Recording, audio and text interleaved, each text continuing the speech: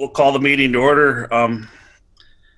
We'll do the pledge. We can do that sitting down like this, if you'd like. So I'll start.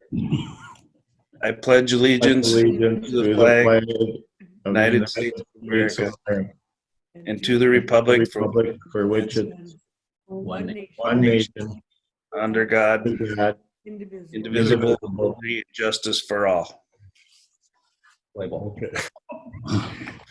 I think we have to work on it before we do our song. All together in rhythm.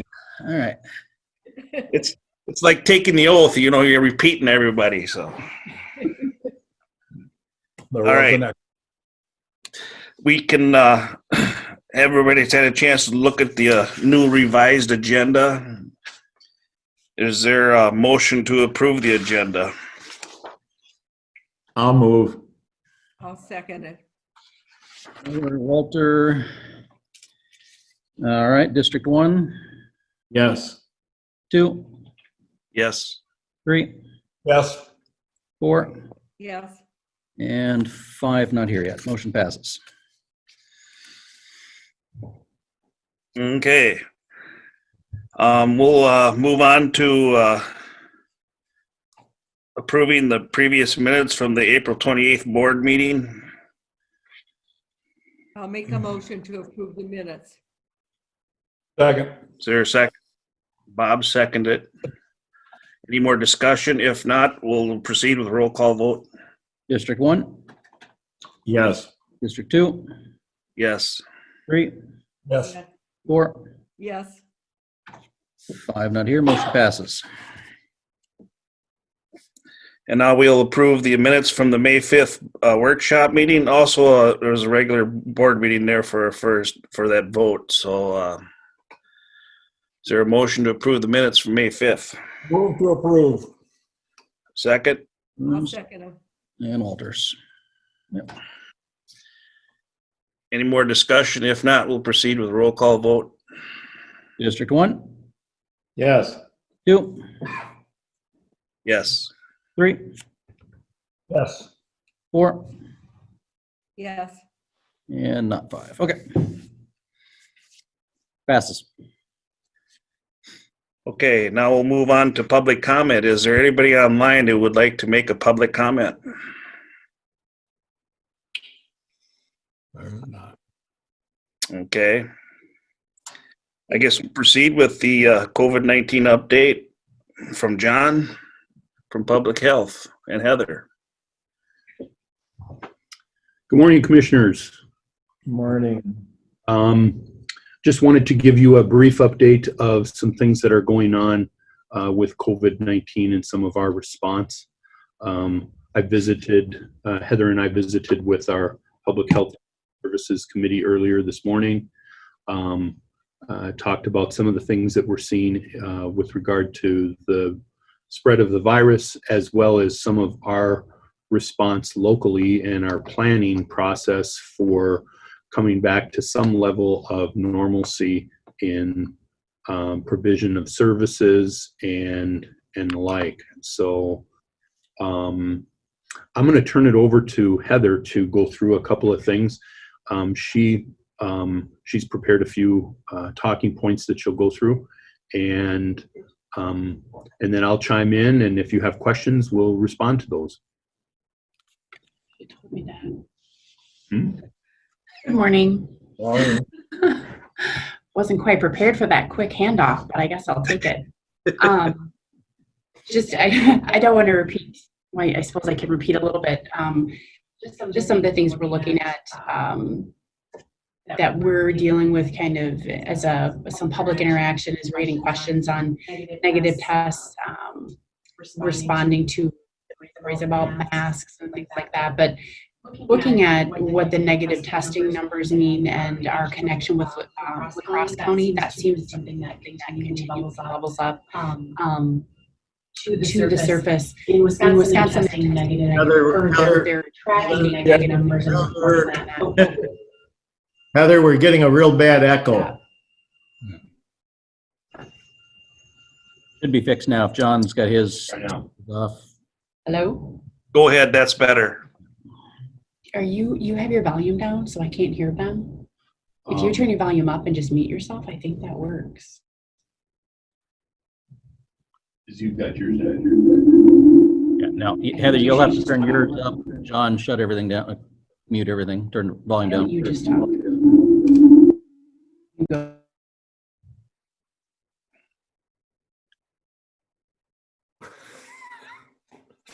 Now we can't hear her. Heather's muted. Now go, Heather. John, turn your speakers off. Sounds like Wales. Okay, we thought we had this figured out. Heather's muted again. She is. We can't both be on. She's on the other side of my office, and we were attempting to do this together. Oftentimes, as I'm presenting something on public health, I want to have Heather with because she can bring further specificity to the discussion. So if you see me looking this way, it'll be because I'm asking her a question. What Heather was talking about is probably the biggest thing that we're hearing from constituents in Houston County is concern that we are not providing information on negative testing. If you go to the state of Wisconsin, each county, you can look to Wisconsin Department of Public Health, and each county it has a listing of how many positive cases they have, how many tests they've done, and how many negative cases or negative tests they have. I think that's driving a lot of the questioning and concern that we hear from some of our residents. Excuse me. I think they see that in La Crosse County, and so they wonder why we don't provide that information in Houston County. Just if you get asked that question, it's important to note that information just straight up is not available at a county level in the state of Minnesota. We can look at the total number of tests they've done and total number of positive cases across the state and determine the total number of negative cases, but that isn't available at a county level. Based on the information that we're getting from the state of Minnesota, they're putting a lot of their emphasis on contact tracing. And so that's where if somebody tests positive, they will contact people that they have legitimately been in contact with. I think some of our residents' concern is if they don't know that somebody they are in contact with has tested positive, that gives them a degree of anxiety or apprehension. Contact tracing is set up so that, say I have a positive test, they'll say, John, who have you spent time with during this specific period of time, and how much time did you spend with them?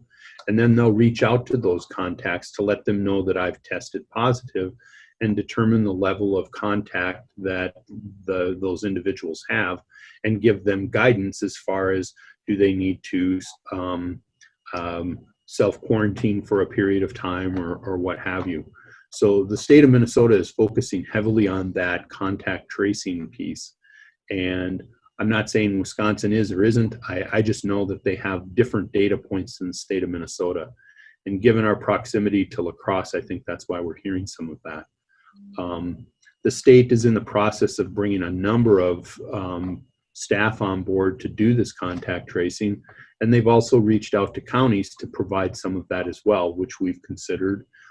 They have not reached out to us. I'm thinking that may have something to do with the low number of confirmed cases we have in Houston County. But we have heard from the Department of Health that they would also be reaching out to local public health to just kind of take some from the pile. But we to date have not had a request of that.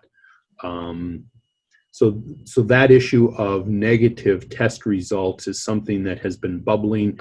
We've heard about it. We've gotten some emails. There's been some chatter about it on our Facebook page and that sort of thing. Any questions on that issue specifically? No, but I did wonder about that because we do get that daily report from Wisconsin, and yet Right. ours is not broken down. Mhm. And I am one of those listen to the 2 o'clock report every day, but it's statewide. Right. One of the things the state has pointed out too is, you know, there's a plethora of different types of data points that we will be able to look at or are looking at. And depending on what you're looking for, it determines how helpful it is. If somebody is tested, say I'm tested today and I test negative, and so I come up as somebody tested and I tested negative, that doesn't necessarily mean that I won't be tested positive at a later date, depending on who I come in contact with and what have you. I think people are grabbing at things that will give them some degree of security, that living in a more rural area, living in a place where there appears to be less cases, is some degree of protection from places that are well reported to be hotspots or breakout places.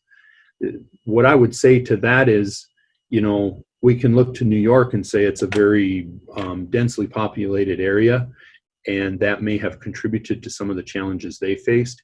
But then you look over to Nobles County, which is a county roughly our size, that has the second largest number of cases in the state, some 1,200 cases, and related to people who are in close proximity in an essential service business that never shut down. So is there any agricultural operations that are going on in Houston County? Maybe not that would rival that number that they had in some of those meat packing or poultry places like up in Stearns County, but to suggest that we're somehow immune, I think that's dangerous. So that's some of what we've been trying to get out there and talk about. Couple other data points here that Heather had provided. The state case rate is doubling every 9 days, which is more than previously anticipated. These numbers reflect the majority of testing being done on more vulnerable and high-risk populations, so it's expected that the numbers will be high based on that sampling. So where they're focusing tests is on high-risk areas with people who are in long-term care facilities, people who are working in frontline healthcare types of positions, and then some deep end testing in places where they're having large outbreaks, like in meat packing or turkey processing kinds of places.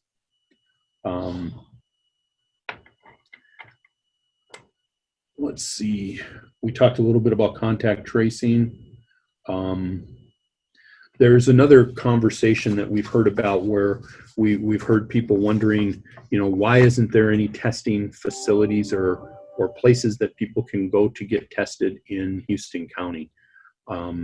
We really don't have a whole lot of influence over that. It's not something run by the state, and it's certainly not something run by local public health. It's more facilities that are primary care facilities like Gunderson or Mayo, where the two primary healthcare providers, or Winona Health, I guess the third one. They kind of are the ones who are deciding whether it makes operational sense to have a testing facility within a certain county. And there are a number of counties throughout the state that don't have one of those. Many do because they have primary care facilities within the borders of their county, which Houston County does not. Do you have anything? John? Yeah. I don't know whether they'll do any testing. I kind of don't, but I saw where Mayo's reopening the Caledonia facility. Correct. They are not planning to do any testing, as the information that we got from Mayo would indicate that they are going to be reopening the Caledonia clinic, but they don't intend to do any COVID testing there. Okay. There'll be triage, so people could go there and say, I feel like I might have these symptoms. They'd be triaged and sent to Mayo in Roch. No, I'm sorry, not Roch, La Crosse.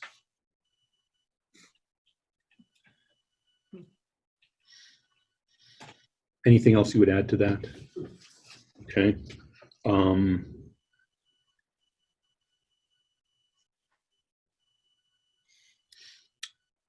John, I would add just by way of update, as we look around and continue to focus on Minnesota counties, Alameda County, Iowa, to our southern border, is now over 100 cases in the county. So down there. Yeah. A lot of the hot spots in different places are related to places where there's unique set of circumstances. Places, probably what we've seen the most of is related to certain industries, related to people working in close proximity, and also long-term care facilities.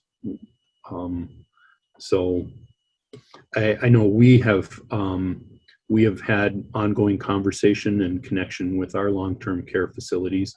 And, you know, that's something we hope and pray doesn't occur in Houston County. That's, you know, oh yeah. We are in the process of working with those long-term care facilities in Houston County to train some of their staff to fit test their staff with N95 respirator masks. So if you've read much about personal protective equipment, there are a variety of different masks, but really the only mask that protects the wearer is an N95. So you have to have it fit tested so that it seals properly, and they put like this hood over you and spray some sort of aerosol that has a certain flavor. And if you can taste that flavor, there's something getting in, and the mask needs to be adjusted. So there's a bit of technical training necessary to fit test staff. So our public health educator, Audrey Stegemeyer, is going to be working with some folks in those long-term care facilities to train them how to fit test their staff. We will also be lending a fit test kit to different places, and then when it's returned, we'll send it to the next. So that's something that we've been working on to be able to provide some of that level of PPE for our long-term care provider partners in the county.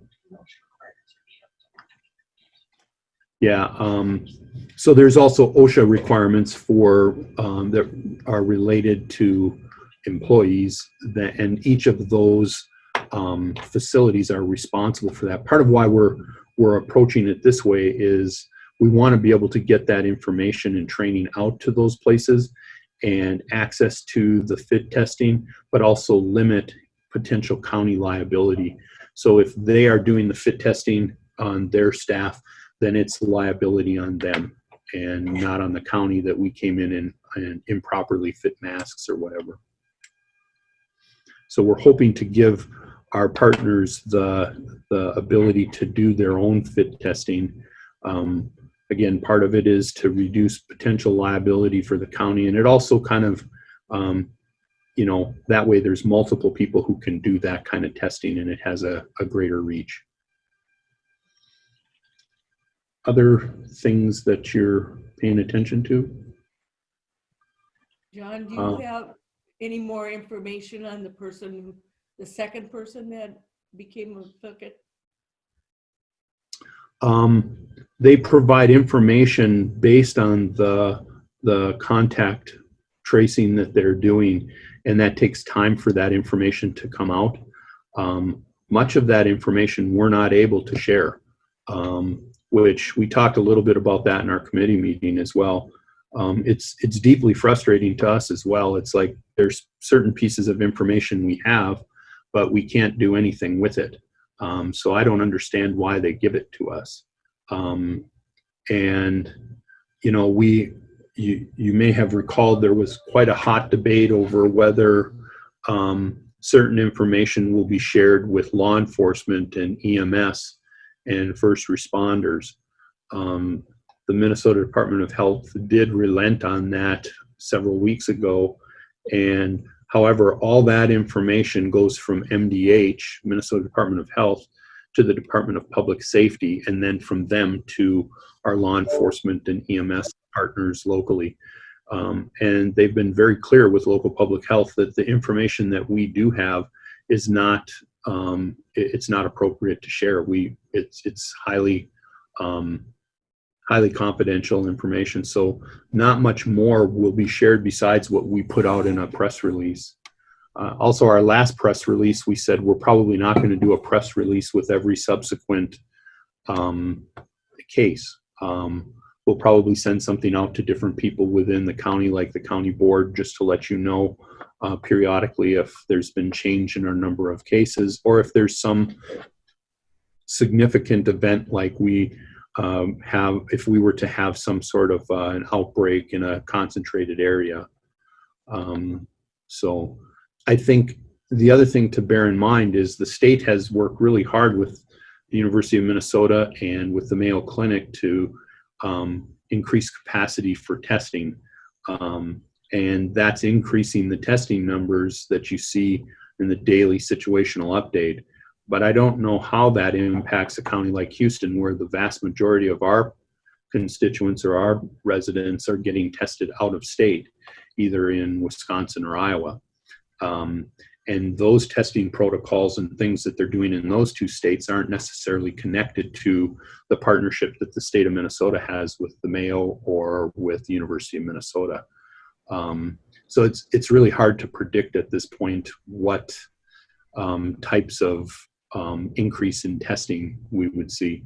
I think we all are being told, and we believe that we're going to see an increase in numbers of cases across the state, across the region, and in our county as well, due to increased capacity and access to testing that is coming, as well as changes in social restrictions that have been put in place. State of Minnesota yesterday, or I'm sorry, state of Wisconsin yesterday opened small shops with certain restrictions to numbers of people in the shop. We have we're under a peacetime emergency declaration that is set to expire this week, and also an extension of the stay-at-home order that goes to the 18th. So there's a fair chance that we're going to see a loosening of those things, and as that happens, you see more people in contact with each other, and that will likely result in more of a spread. There's a number of different metrics that are on the Department of Health site and other things. One that's been interesting to me is the one that measures movement on highways or cell phones or whatever, to kind of be a metric for how socially distanced we are. As you know, like the Department of Transportation gauging the number of people using roads in certain areas, and they can show you what percentage of a general day that would be. We were down to like 30% of an average day, but we've seen those numbers climbing, and more people on the roads means more people are interacting and things like that. So we'll likely see some increased transmission of the virus just because we're more interacting with each other. The other thing we noted in our committee this morning was the purpose of much of the mitigation efforts that were put in place by the state of Minnesota and lots of states wasn't to somehow avoid ever having the virus touch us. It was more intended to buy time so that we could build capacity in the healthcare world, so that there were enough hospital beds, enough critical care beds, enough respirators, those types of things. And those mitigation efforts have been successful in that. In the state of Minnesota, they believe they've been able to source and establish and prepare for what they intend to be a peak number of people needing those types of services. That was the primary purpose of a lot of our social distancing, the stay-at-home order, all the closures of different things. And so as they've reached a point where they believe they have that capacity in the state, we're seeing a subsequent loosening of those restrictions. Anything you want to add to that I should mention, Heather? So we are working diligently within Public Health and Human Services on putting together guidance for staff to begin turning the dial internally as well, as far as how do we begin to bring people back to the workplace? I think I mentioned to our committee, I tend to be a form follows function kind of guy. So just because they lift the peacetime emergency isn't necessarily a compelling reason to bring everybody back. We want to be careful about that. We want to protect the health of our staff as well as the health of those we're here to serve. And so that's going to be a very thoughtful and phased approach over a period of time. And we're working on those plans right now. And they'll largely be informed by decisions that the governor is making and timelines that they're putting out. So, you guys have any questions? Yes, I do. Okay. I'm out of state, so can I drive over to Alaska and go through that Gunderson test station? And, well, is that legal? Can Minnesotans go over there and get tested? You'd have to call ahead, and since if that's your primary healthcare provider, that's where people from Houston County are going. So as I mentioned earlier, virtually everybody that's getting tested in Houston County is getting tested out of state. They would probably triage you and decide, what kind of symptoms you're having as to whether they would provide a test or not. Yeah. But yes, you could cross the border. Was there more emphasis on wearing masks? Seems like that's what I'm hearing more and more from the state and everything about wearing masks. And yet yesterday we went to Quick Trip, we had our masks along, and there wasn't a single person in there with a mask, including the clerks, and there's no plexiglass or any protection at all. And I talked to somebody at the Quick Trip administration, and they said they're not requiring it. And yet we are right on the border with Iowa with 100 cases, and they're stopping at Quick Trip also. Is there any way we can encourage them to use masks or use some protection? It was amazing. No one had it on. Yeah, I've been to a couple of different places recently too, and seen kind of a variety of responses. The thing to remember with any masks that are handmade masks, they protect not the wearer, but those who may be in contact with you if you are within 6 feet distance. So what the CDC and what the Minnesota Department of Health is saying is they advise the use of masks if you intend to be in a place where you think that you can't keep that 6 foot distance. Clearly a place like a convenience store or shopping, pharmacies, things like that would definitely fall into that category. I don't know that we have any authority to contact Quick Trip and say, hey, you need to do this. And I want to be careful. We've tried really hard to be able to give information that is, and not own that information like this is John's information or Heather's information. We're making this recommendation, or Houston County Public Health is making this recommendation, or whatever. Even as people have reached out to us with a variety of different things like, can we hold this meeting? Can we have this family gathering? Can we have this auction? These people are doing this thing. Is that appropriate? We've really tried hard to avoid putting ourselves in a position where we portray ourselves as having authority that we don't.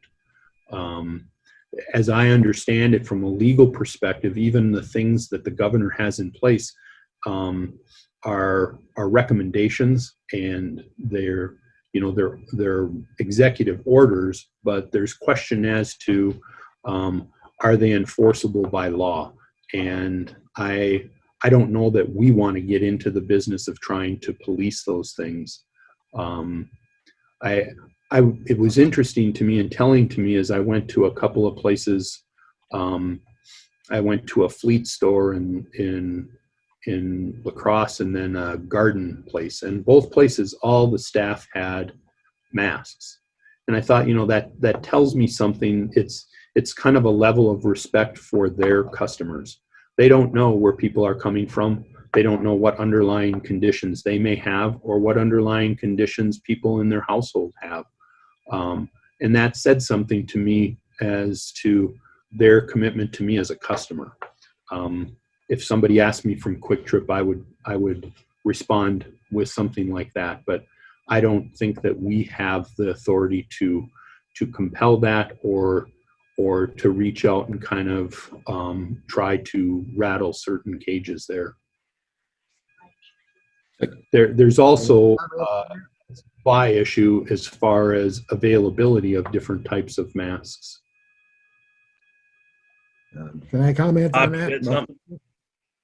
Yeah, my wife works there and it's not mandatory to wear the mask, but I agree with you. They should have to wear the mask. And the mask they have, you would choke on it if you put it on. It's so skimpy, thin, it's no good.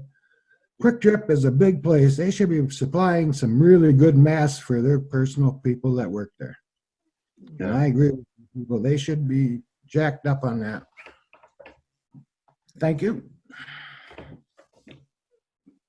Bob? Okay. John, earlier you had made a comment that you weren't going to have any more press releases. So if we have another case show up, a third case, a fourth case, whatever in Houston County, you're not going to make a release? That was our plan. In our last press release, we said we wouldn't continue doing press releases. A lot of counties around us haven't continued to do press releases with subsequent cases. I think some of it was, as we start to see more cases, is there anything to be gained by putting more of that information out? We do update our case count on our Facebook page, and but that was our plan, yes. So, I mean, if people are made aware of it, they're more conscious of self-protecting. So we're not going to make it, I mean, it's on the Facebook page, but people that don't do that aren't going to be able to find out then that there's a third case or whatever. So, I mean, from my perspective, it's more information, the better people are going to be at taking care of themselves. Our media outlets, we've encouraged them to continue to track our Facebook page. So if the board's pleasure is that you'd like us to do press releases, we can do that. We were just kind of following a pattern that we'd seen in other counties around us. Seems to me a more informed public is better than a public that doesn't know what's going on, that's all. Mm-hmm. I would agree with Bob that, if you saw an upsurge, that then personally you'd probably say, wow, maybe I better take this a little more seriously. And so I think publicizing it might be a good idea. And Teresa, as far as your comment is concerned, and I mentioned this before, when I've gone to Quick Trip, they've been nice enough. I sit in the car and they bring a few items out. But while I'm sitting there, there might be 20 people going in.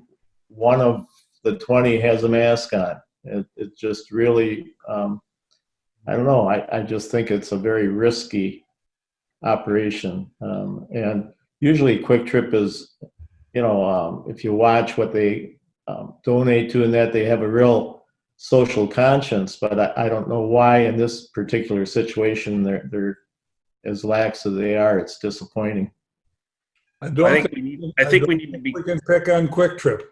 I mean, Yeah, I think we need. Store, you go to a lot of places that don't have any restrictions. I mean, it's not Quick Trip per se. You're right. That's what I wanted to say is I think we need to be careful on picking on Quick Trip here. There's a lot of other stores in the same boat, and so it's just. Yeah, and I guess I don't mean to do that other than Quick Trip is so visible in Houston County. We don't have other box stores or, although, in fact, I can't think of anything comparable at this point, but maybe Bowers, and I don't know what their protocol has been, but nonetheless, it would be nice to see just the public in general observing mask wearing. Just to address back to what the executive orders and things and say, when the governor's executive order allowed the non-critical business to open up, that executive order has a lot of the restrictions with businesses having to have a preparedness plan, having to address some of the health issues. And it only really briefly touched, did not go back and make those same mandates for what were already open essential businesses. It just kind of suggests that maybe they want to look at doing the same. So there's a couple of different levels of requirements based on the current executive orders, which, you know, unfortunately just adds a little bit to the confusion on what's required and what's not. Moving on.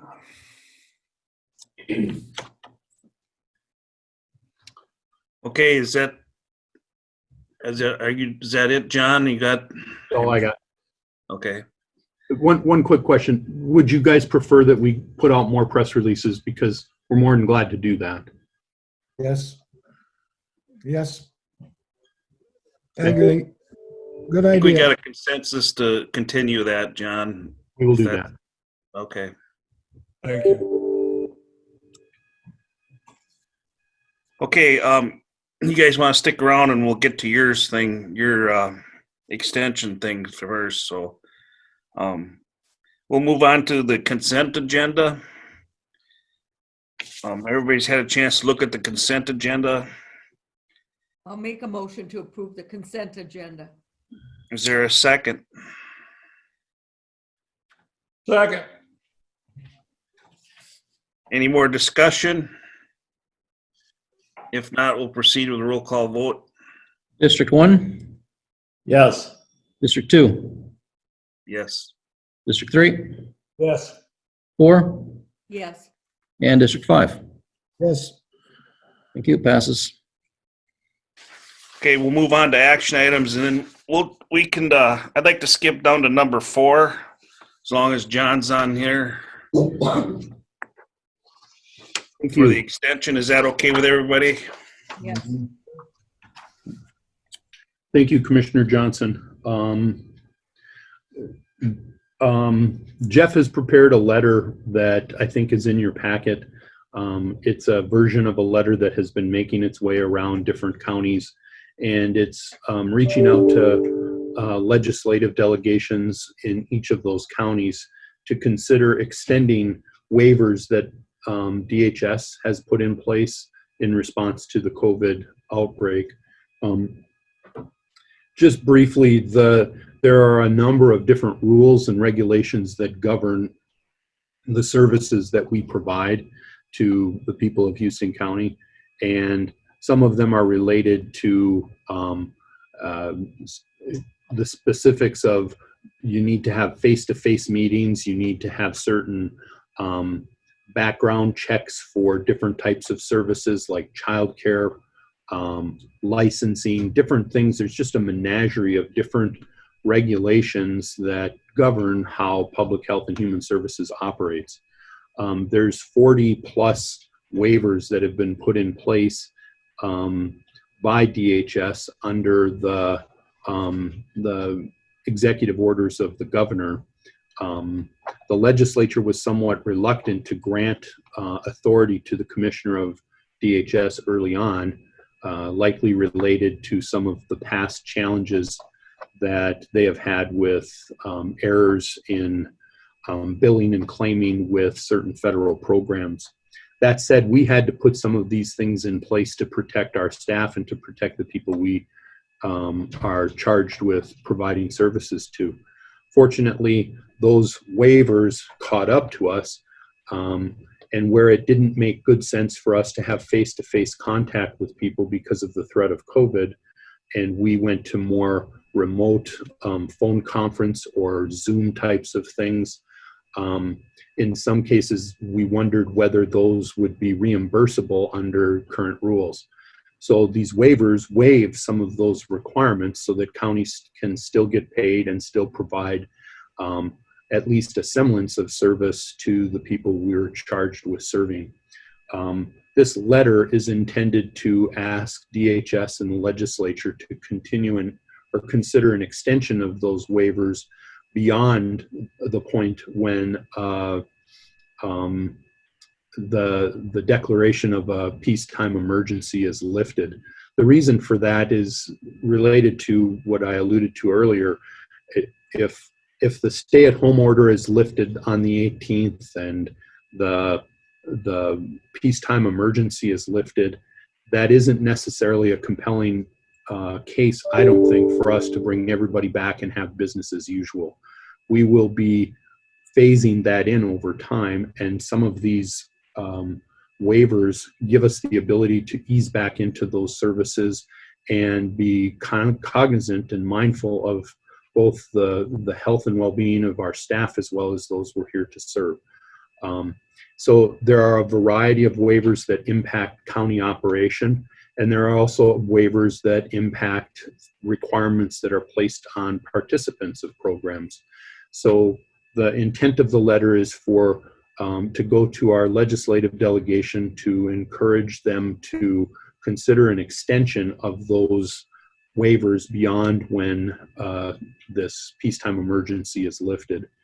There was some, perhaps you saw a draft of this that related to having those waivers go until a vaccine is determined. Jeff and I visited briefly over the last couple of days, and I think we both agree that having those waivers in place until there's a vaccine is almost open-ended. It's very difficult to predict when that may occur. And so he added language, essentially says, we ask that you extend the DHS waivers and modifications until we are past the threat of additional spread of COVID-19 to ensure that the vulnerable populations we serve as well as our staff are kept healthy and safe during this time. So that's what we're asking for support in this letter that would go to our legislative delegation. Is there anything you want to add, Jeff? No, I think that covers it. Anything that you have, Heather? I'll make a motion to send the letter request for waivers as stated. Motion's been made. Is there a second? I'll second it. Any more discussion? Questions? Is this open-ended then? I don't know that I would call it open-ended. I feel like it would have been more open-ended if we'd have said that we wanted these waivers to extend to a point when there was a vaccine.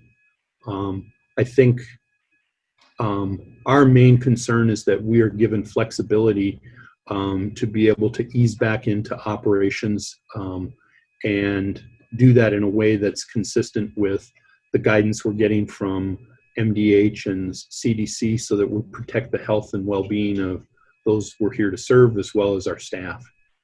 So kind of a blurry answer to you, Bob. It isn't to a date certain. If we knew that COVID would be over by July 1, we'd say July 1. But we wanted some latitude there to be able to say, you know, when there's the threat of spread of this disease is reduced, I think is what we're shooting for. I would, just add that, as written, our letter is a little vague, but I didn't want to weigh into the technicalities of that. The legislator will reach out to DHS and other experts to define, what waivers they put in and to what extent.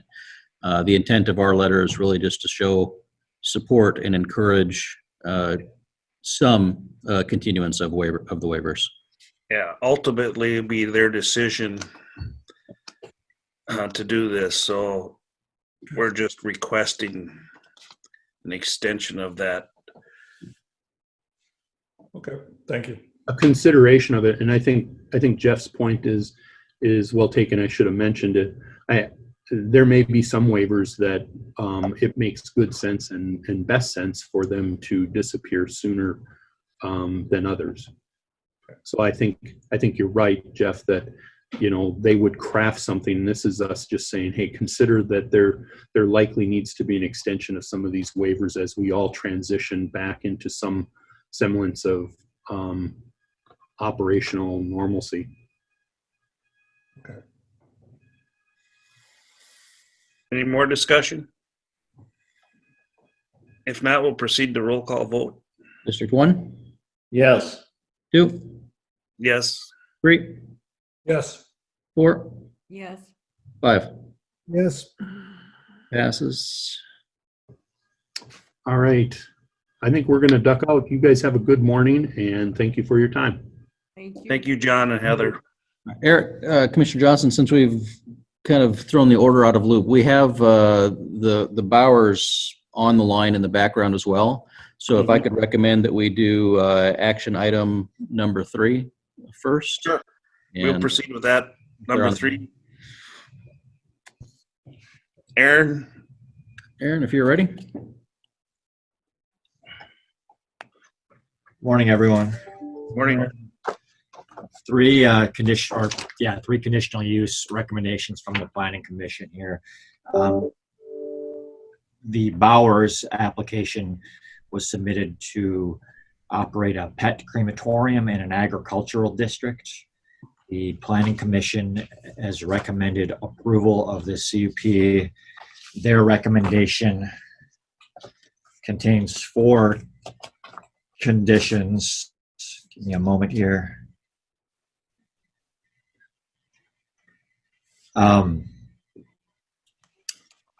4 conditions the Planning Commission was recommending on this permit were that the permittee shall comply with all federal, state, and local laws and regulations. Number 2, the county may enter onto the premises at reasonable times and in a reasonable manner to ensure the permit holder is in compliance with the conditions and all other applicable statutes, rules, and ordinances. Number 3, prior to commencing cremation business operations, parcel 160062000 must be brought into compliance with applicable zoning requirements. And number 4, that animals will be transported in cadaver bags that will be incinerated with the animals. I would recommend some discussion of condition 3 this morning. The reason that condition was put on there is that there appears to be a building that was placed across the Bowers property line. The building was placed at a time when a zoning permit was not needed for the placement of an agricultural building. However, the setback requirements in the ordinance still applied to agricultural buildings. So that's the reason for that language. We're looking to craft a way to deal with that issue while allowing the applicants to move forward with their business. There's a couple ways that could occur. I understand that the applicants are in the process of negotiating with the adjacent property owner on a potential land purchase. That might resolve the problem entirely, or it might resolve it partially. Alternatively, if it were resolved partially, the remaining compliance or resolution that would be necessary could be a zoning variance hearing to reduce the setback. So if they purchase the property where the building is placed and it's say 15 feet off the line, we still have a deficiency in terms of setback, but it's something that is subject to variance, and they could seek to cure it in that way. This condition could, as it's written, it would not allow them to begin their business until it is completely resolved. It is common. Why was that condition put on there, like worded that way? Well, I guess it's because we've got a non-compliant aspect to the parcel from which the application was received. But Well, the way that we allow them to move forward with the crematorium with the condition that they resolve the other issue? Is that what I understand? one way to address it could be to Oh, we lost Aaron. Oh, he's there. one way to address it could be to simply remove the condition altogether. The applicants will be looking for a zoning permit for this construction of a lean-to place the equipment in. On that permit, we could write in a timeline during which they would resolve this, and that's something that's commonly done for folks who have a pressing time limitation on the project that they're applying for, and they agree that they'll try to resolve something, within an agreed upon timeline, usually 12 months or 24 months or something like that. It's been done in the past on several occasions for folks to allow them to take advantage of the building season, so to speak. So in this case, that would be an option to resolve the building issue. There is a land use complaint present on this parcel now.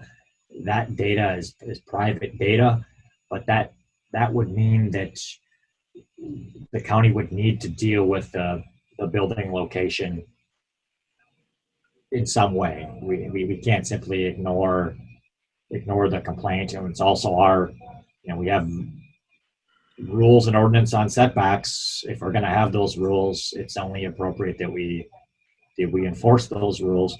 Typically now, enforcement's done on complaint or on compliance review on application. So both of those things kind of triggered in this case. So we're looking, you have a building that's built substantially across your property line, and we also have a complaint about a building that doesn't need a step back. Did you ever go out and look at the site, Aaron? No, I have not been on that site. I have a question for you. If you're applying for a cup, do you have to show ownership of land? We do require ownership of land, yeah. So you don't have to show ownership of land? Yes, you do. No, we would be looking for typically when we do that, we are relying on our GIS system. If it shows the owner of the parcel for which the application is submitted as being, in this case, the Bowers, we assume that information is correct. We wouldn't pull a deed to go back and read. We're making an assumption that our tax records are correct. We will get to another application this morning where the applicant was a potential buyer, not the current owner. In that case, they have to have the current owner as the co-applicant or provide an enforceable option to purchase to go forward. Bob? With regard to this application, the Planning Commission was looking at it, and the first two recommendations are kind of standard as far as following the rules and allowing the county to come on site. And that was how it was presented. 3 and 4 were added during the meeting, and 3 does not allow them to start the business until this building across the property line issue is resolved. And that was a surprise to the owners as well as to myself that this was added at the meeting. So they cannot, with current number 3 recommendation, they cannot begin to start the conditional use permit and start the business without resolving the property issue. Now, when they bought the farm way back, there was a fence line that they were under the understanding was the mark of the property line. So they built the building on their property, or the property they thought was theirs, based on the fence line. Well, the fence line is not a property line, but they didn't know that. And because you didn't need a permit, they put up the building without having a permit. It wasn't necessary. The setback was not talked about, I guess, at the time. At any rate, with that number 3, they cannot start. Now, it would make sense to me to eliminate number 3 and to put the requirement on the permit required for the lean-to to put the business in, and having the restriction that it has to be resolved in a year or 2. Now, they're dealing with the property owner in question and trying to get that resolved, but it's going to take some time. And if it takes a year or 2 to get it resolved with the property owner, that then would be how long before they could start the business, based on the way the CUP is written. If we take out the number 3 and allow them to get the CUP and then apply for the permit for the lean-to, with that permit having the restriction up front so they're aware of it, then they can get resolved. And it's going to take some time to get this resolved. They've had meetings with the owners. there's difficulties and issues, but it gives them time to resolve it. So it'd be my opinion that we get rid of number 3. Number 4 makes sense, but to get rid of number 3 and allow them to move forward with the process and to make the application for the lean-to and have the restriction on that application. They are the owners of the land other than that piece in question. That would sound like a more reasonable solution to me, Bob, what you recommended there. I'm just curious, what happens if it doesn't get resolved? Then we have something established and an ongoing But this, unresolved. I think you need to understand that this crematorium isn't going to be run out of that building that's in question on the property line. It's in a different building, correct? Correct. Correct. It's in a building that doesn't yet exist. They would build a lean-to on a different shed that would Right, house which is in the furnace compliance crematory. which is in compliance with the ordinances. So this other building is a separate issue. I don't think it's fair to hold up their business until that gets resolved. I think it's something we could say we would like to see it resolved within a year or two, like Bob said. So that's my feelings on that. If it has to go to court or something like that, it's going to take some time. So if we Yep. gave them 4 months, I mean, that would allow them the time to get resolved with the property issues. Okay, and I'm in favor of allowing them to start. I didn't mean to imply I'm not. It's just that I wondered about the getting resolved. But as Bob just mentioned, if it has to go to court, I mean, there will be a resolution somehow. So time will tell. Thanks. We would potentially put a lot of weight on the should a variance process be necessary for the final resolution.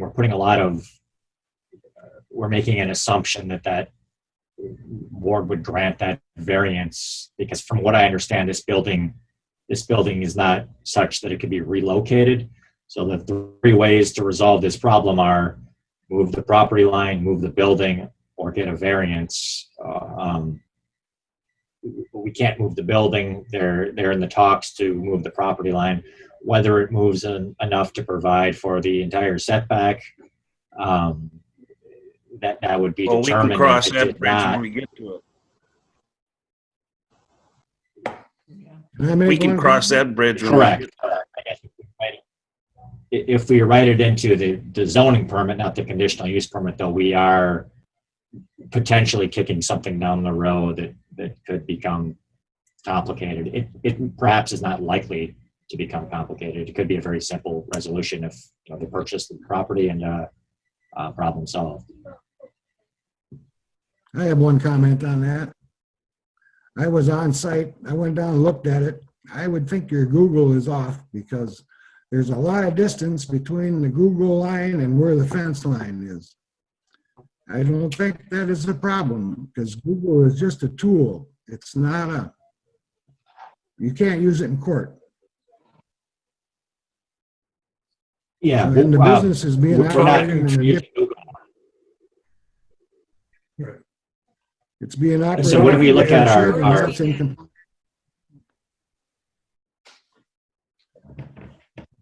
need a variance. because Just to it's not clarify- a building that it's being operated. The fence line is not the property line. Correct. The fence line is not the property line, and when we look at imagery, we're not using Google. We're using the county purchased flyover and the county maintained parcel layer. Still won't do you nothing in court. They'll throw the Google out and your photography. I've been through 3 or 4 of these on the township and they throw that out. It goes by the fence line. If the fence line is still there, that's the property line. If you want to go to court and find out. That's the truth. Well, basically what we're talking about is approving a conditional use permit for the crematorium, removing number 3 and putting it with a 1 to 2 year deadline. I don't know what's reasonable. because nothing moves too fast in government. We could easily say 12 months and deal with it again in 12 months.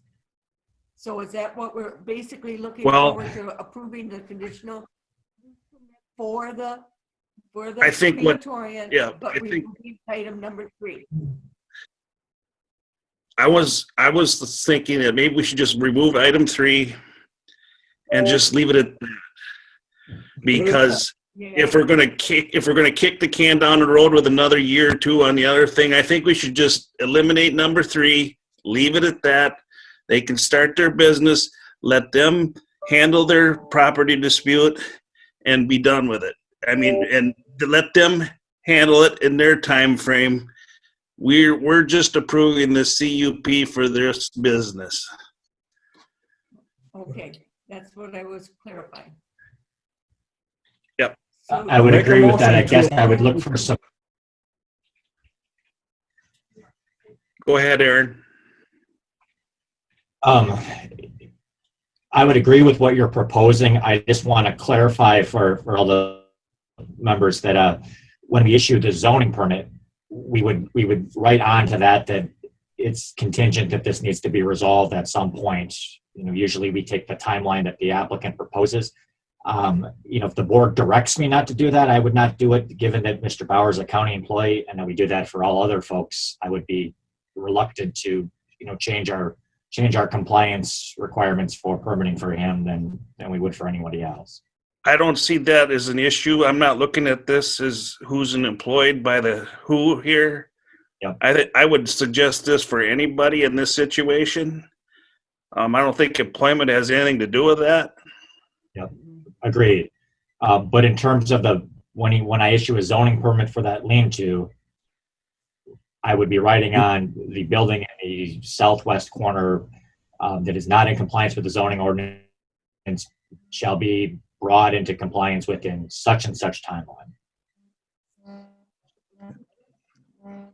With no variances. I don't feel that we need to do that because that is being addressed right now as we speak. So I think just to make it more simpler, I think we should just eliminate number 3 and approve the CUP. And we can deal with this other situation as time arises. I don't think we should get involved in land disputes.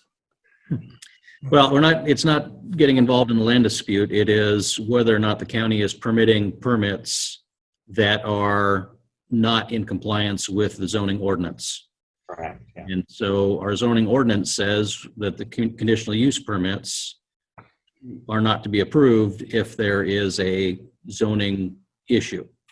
Now, the board can choose to not address that zoning issue on the conditional use permit, but that still puts Aaron in a position of having to address the zoning ordinance noncompliance when the Bowers put in their zoning application for the actual physical building.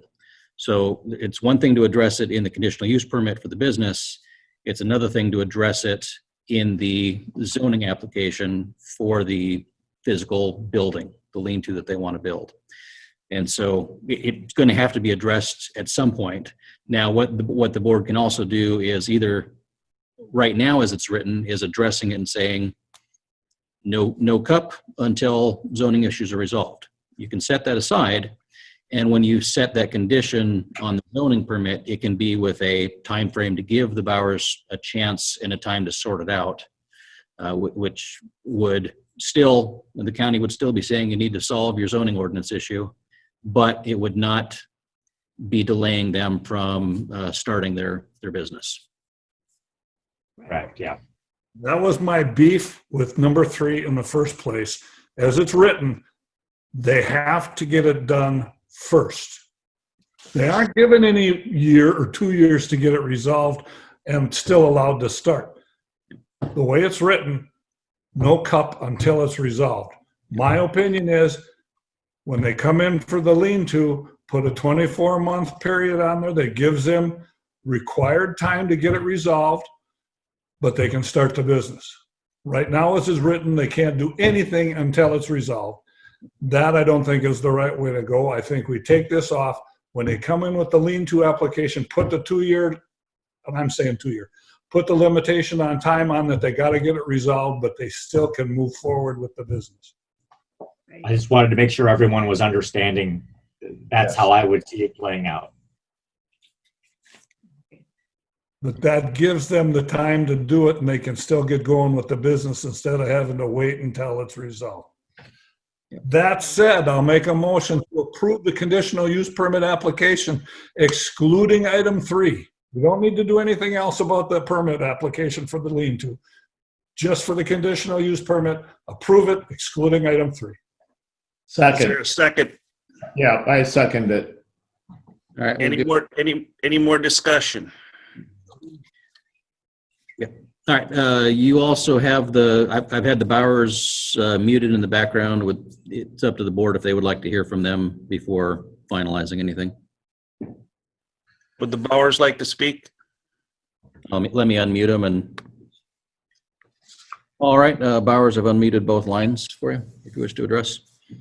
Yep, this is David talking. Nope, I'd just like to thank the board for understanding where we're at on this. That's all we want to do is get started with the business, get our building permit. Our land issue is in the process of being resolved, and we are going to push forward with it and get it resolved. Thank you. Okay, thank you. Any more discussion? If not, we'll proceed with a roll call vote. All right, District 1, Yes. District 2, Yes. District 3, Yes. District 4, Yes. District 5. Yes. All right, motion passes. Okay, we'll proceed with, you want to go back to number 1? Or yeah, that's fine.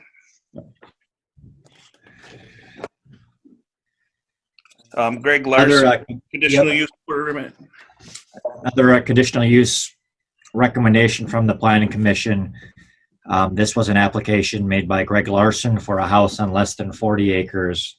Planning Commission is recommending approval of this permit with, I believe, just one condition. Let me verify.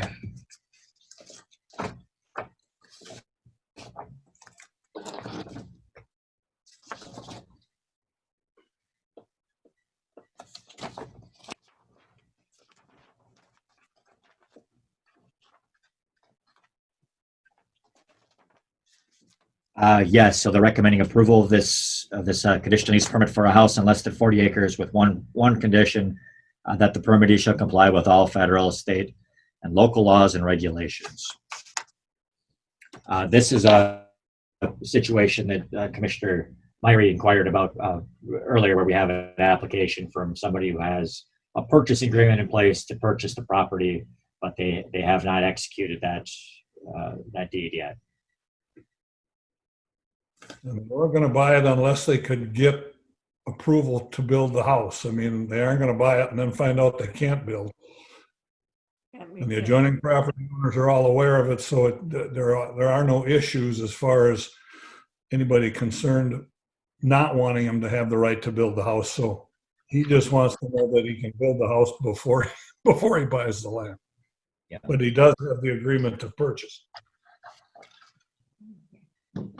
What about the driveway onto 16? Is there going to be, I'm sure they'll have to be in compliance with the state on that.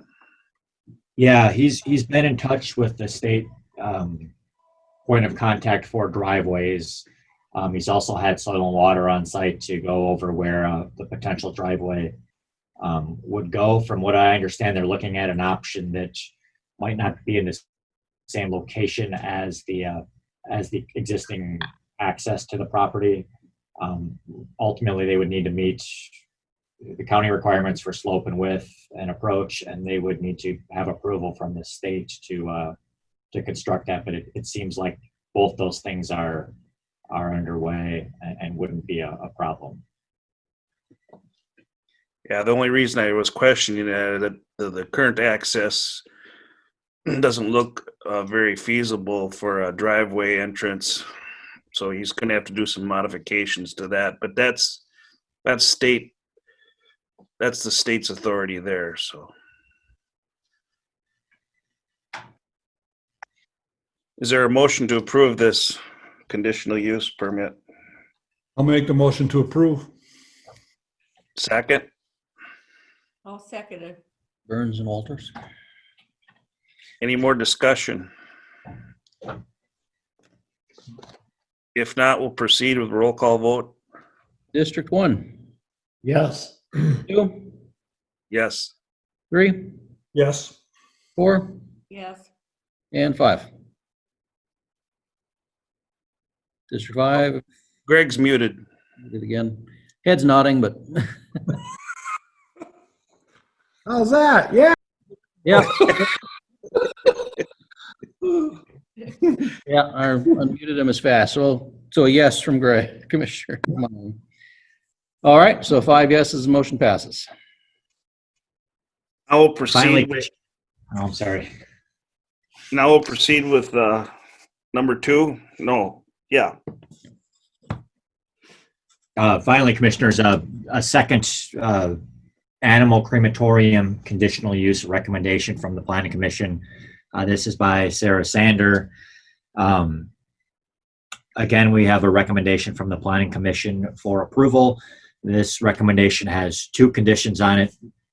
The first, that the permittee shall comply with all federal, state, and local laws and regulations. And the second, that the county may enter onto the premises at reasonable times and in a reasonable manner to ensure the permit holder is in compliance with the conditions and all other applicable statutes, rules, and ordinances. And I will note that the other crematorium had a third condition based on cadaver bags. This proposal was presented with that as part of it initially. So that is the reason why the 2 crematoriums that came on the same night from the Planning Commission have different conditions associated with them.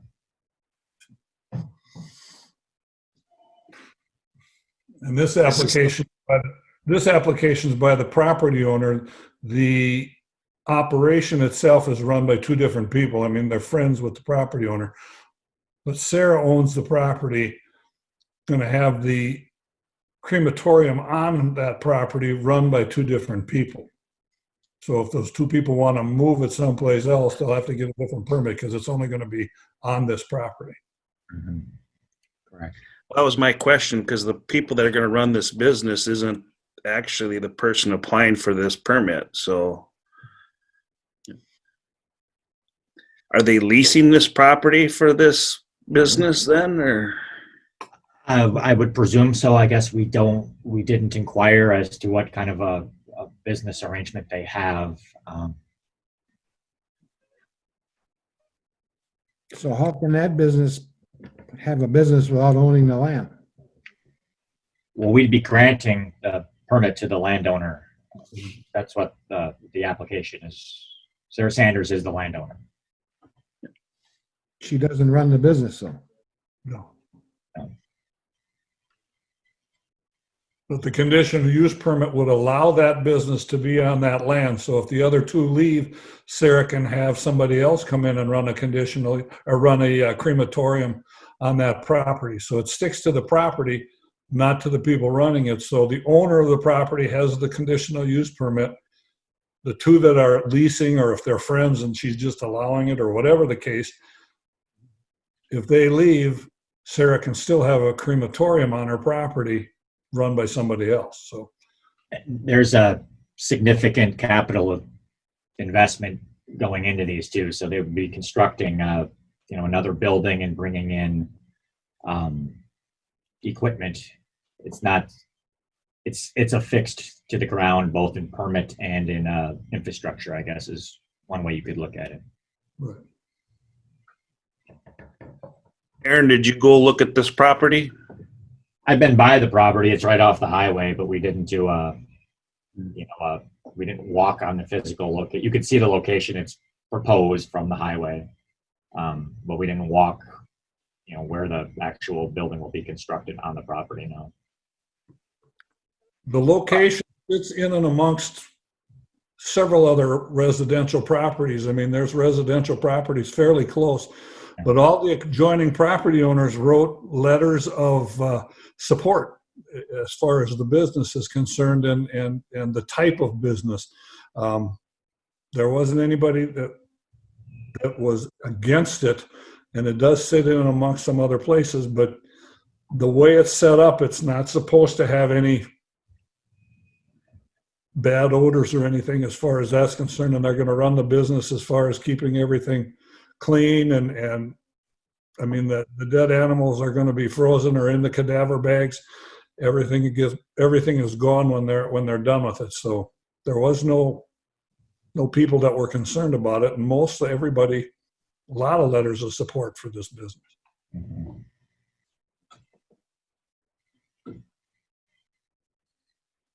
Is there a motion to approve this EUP?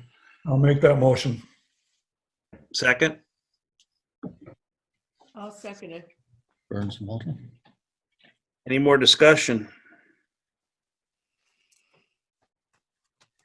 If not, we'll proceed with roll call vote. District 1, Yes. 2, Yes. 3, Yes. 4, Yes. and 5. Yes. Motion passes. Thank you, commissioners. Thank you. Thanks, Aaron. Okay, we'll move on to discussion items. Administrator, Jeff, you got something to bring up? Yeah, a few things. I'm gonna go off screen a bit to find some numbers for you here, but Donna has been, of course, tracking all of the property tax payments as they come in. And as of yesterday, it's taking a minute to open up. As of yesterday, close of business, there's been a bit over $9.4 million collected.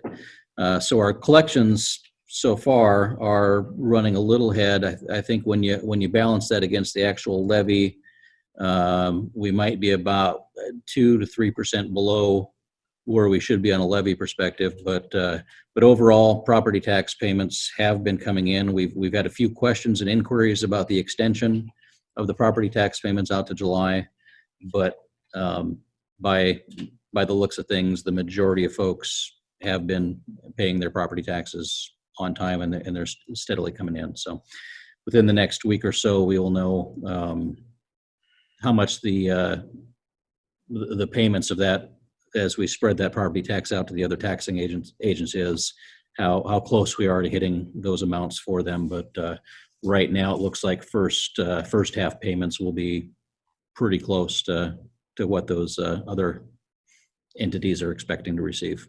So, the household hazardous waste event that was originally scheduled for May 23rd has been rescheduled to May 30th.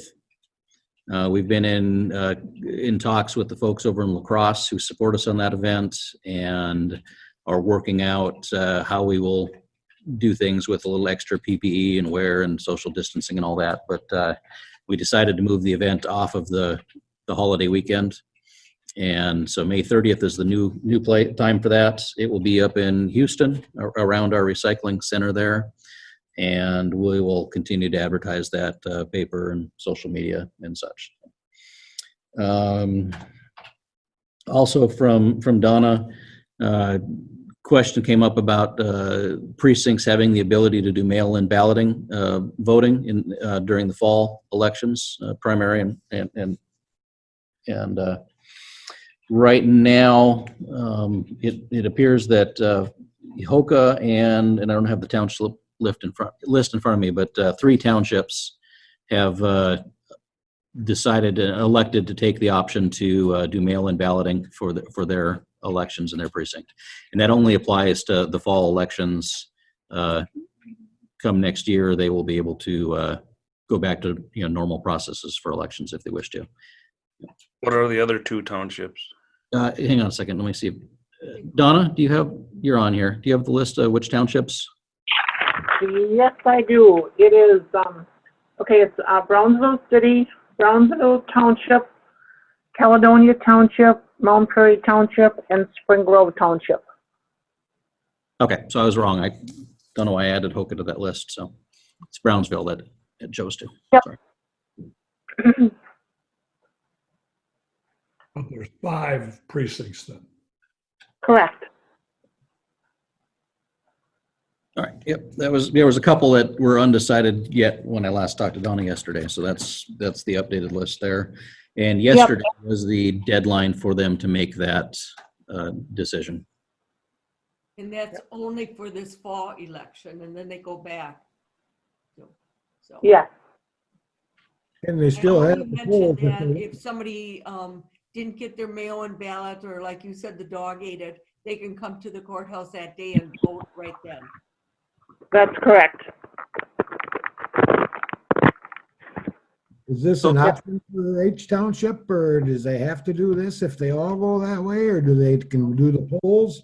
Can be either way, right? It was Correct. sorry, go ahead, Donna. Okay, yeah, that's correct. It's a decision completely up to the township specifically. And yeah, we just gave them that option if they felt that the fall would be an uprising, you know, the infection and whatever. And so we thought, well, we'll go ahead and just offer that up. So it was completely up to the township or the city. And the city's over 400 voters did not have the option. So just the city's under 400 voters were able to make the decision on that.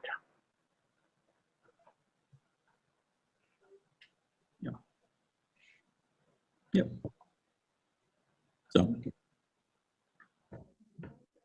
all right, and Can I ask Donna one question? When is the filing dates? Somebody asked me when the filing dates were for county or election in fall. To sign up, you mean for filing? Yes, it starts on May 26th. I'm going to have to look at my calendar quick. Hang on one second.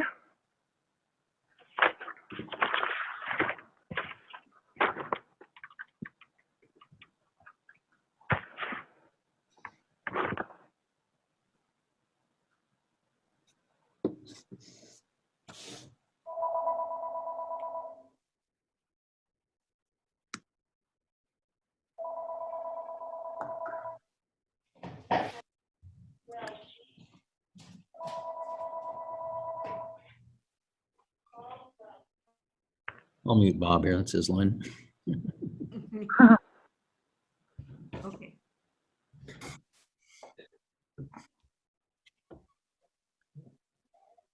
Tell you what, go ahead. I gotta find my right calendar here. Okay. If you need to go on, I'll get back to you here in a second. Okay, Donna, I'll leave you open. Pop in when you find it. Sounds good.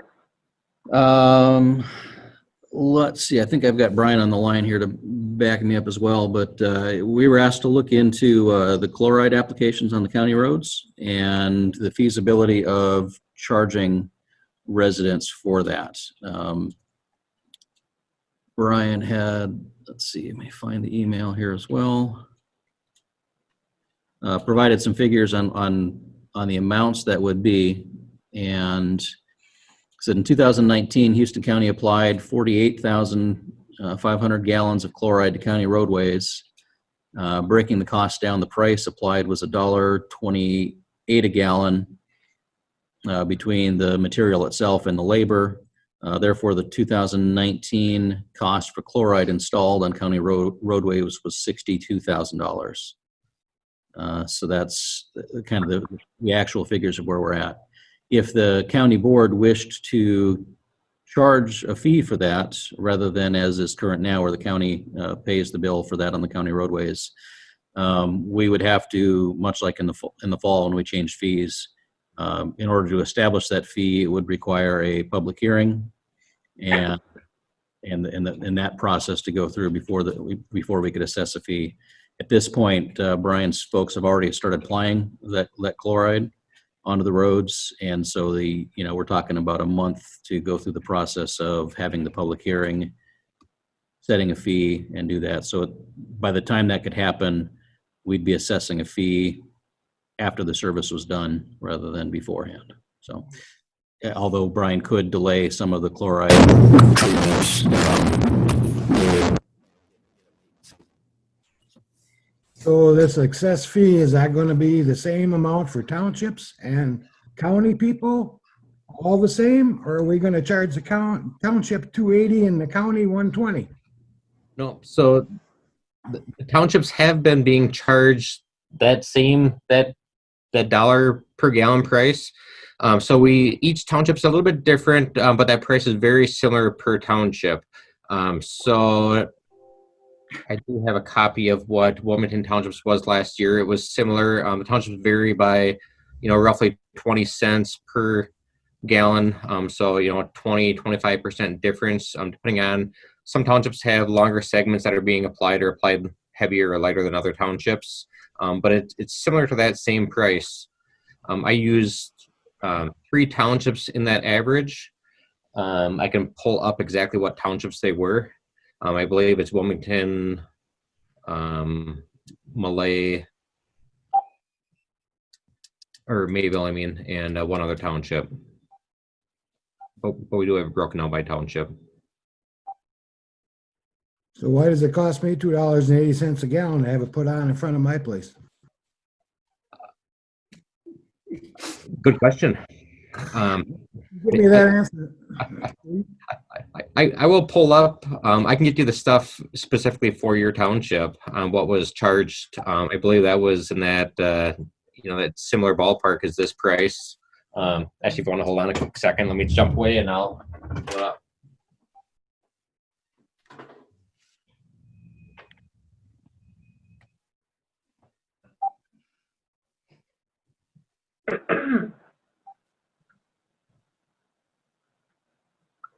Okay, while we're waiting on that, I do have your answer, Teresa. Okay. Okay, so the filing begins May 19th, next Tuesday, and it goes through June 2nd. Okay, thank you, Donna. You're welcome. Donna, as long as I got you on the line, maybe you guys discussed this. I had the phone that was pestering me here, but what's the procedure for mail-in voting for the voter? Okay, so first of all, the township or city who does, is going to proceed with the mail balloting will have to send, it's up to them to send a notice to all voters telling them that that is the way they will be voting this year. They'll be automatically receiving a ballot. So with that said, let's see here, June 26th. Yeah, June 26th, I believe, is when mail ballot or when absentee balloting starts. And we probably will wait for a couple weeks, just because in case people will be moving around, like moving and, with the summer beginning and that kind of thing. So they get situated so we don't mail the ballot out and goes to the wrong address, whatever, that can happen. So it was suggested by the Secretary of State to wait at least a week or two and then send out all the ballots to each voter that is registered in that precinct. So we will mail out all the ballots for that precinct automatically to each voter, eligible voter.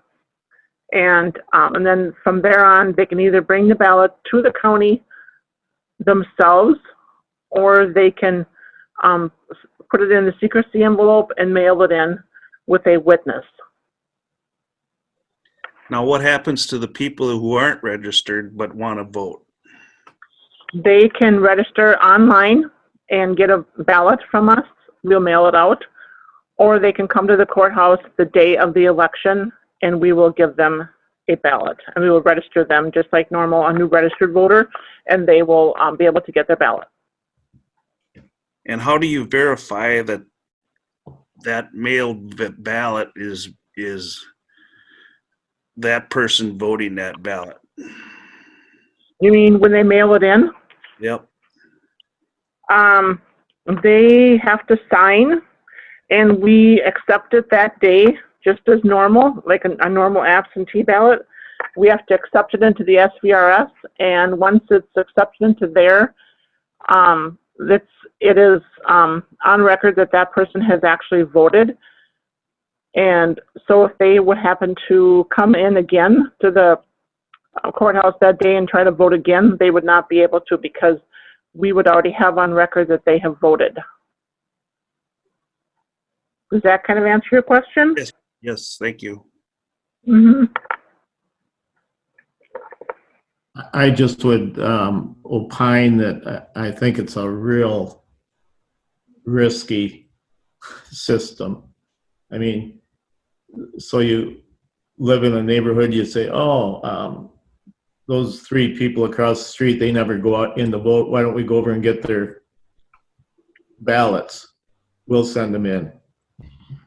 What would prevent that? Okay, you mean, so you're saying that there's a couple people in this neighborhood that get a ballot mailed, Yeah. and then you're saying their neighbors are going to come over? Or, Yeah, they potentially could. I mean, if you know 3 households that have no interest in the political process and never go out and vote or anything, so why don't we go over and get their ballots? We'll send them in. I don't see what would prevent that. Well, I guess if the person who has the ballot in hand, if I guess as a voter, they have to be responsible not to give their ballot to someone else. And, by receiving their ballot, they are, abiding by the law that they are the person that are going to vote. And so if they let somebody else vote on their ballot, I guess I think that would be against the law. And I don't know many people who would want that. Well, I'm not going to prolong the debate. I'm just saying, I mean, these same people are the ones that should not commit crime, should not speed, should not throw stuff in the ditch. I mean, people do that, Jack, we just gotta trust them. Yes, I guess. Thank you, Donna. Thanks, You're Donna. welcome. Yep. I also like to point out it's only for townships under a certain capita, isn't it, Jeff? Yes, there's under 400 people. No, actually, that isn't correct. It's a township of any size, but the city has to be 400 or less. Oh, okay. Mhm. And then keep in mind, it's only going to be for this fall election. It is not going to be for anything after this fall election, the 2 elections this fall. They had to sign up for both elections. They couldn't do one and not the other. So it's just for this fall election. Well, it'll be interesting to see the results, and if you get 100% turnout, then you kind of wonder. I doubt that, but. Okay, thanks, Donna. Thank you. You're welcome. Back to Okay, where were we? Brian. I think Okay. that's what I had for board updates. You heard plenty of what's going on with COVID response from John and Heather earlier. We are continuing to refine our process.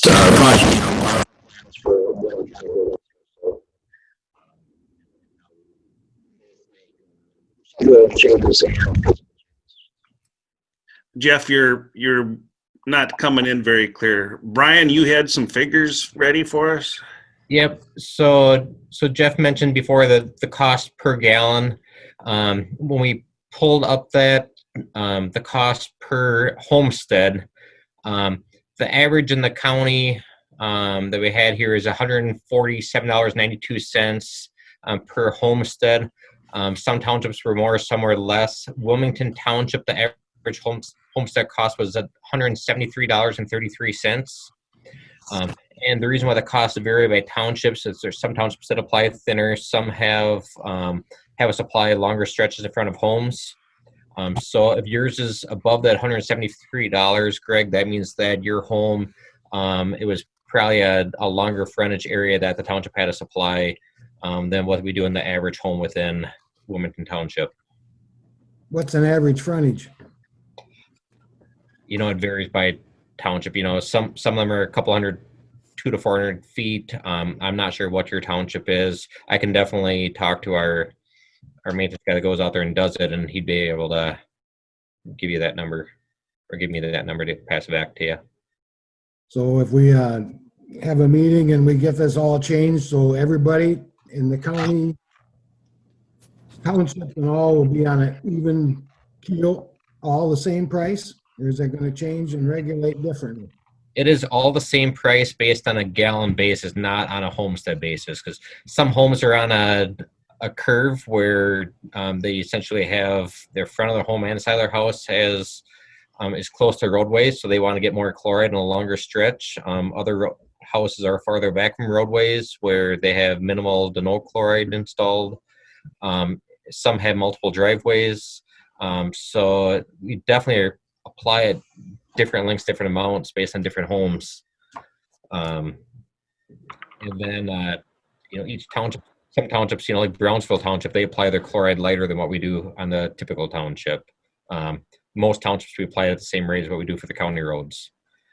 So if a township wants it to be applied at a lighter rate, we can do that as well. Don't have the same protection. Put less on, you don't have as long of, it doesn't work if you put less on, so it doesn't pay to do that. So, yeah.